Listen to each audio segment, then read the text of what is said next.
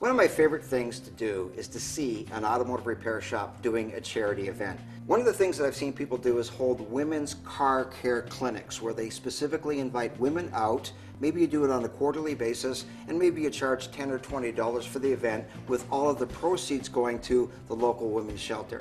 Too often our industry has this stigma about women, and we still see it where women feel uncomfortable about repair shops. We need to let them know that we're just not a bunch of people who fix cars, but we're people who are concerned about the community and we're willing to raise funds for something like a women's shelter.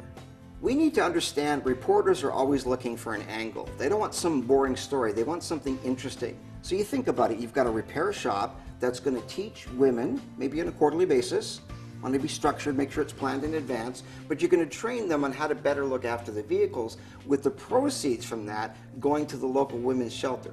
So always remember to think about what's the angle for the media, because it's about getting the exposure for your fundraiser to raise more funds, but I think it also helps with the stigma that people have about the automotive industry.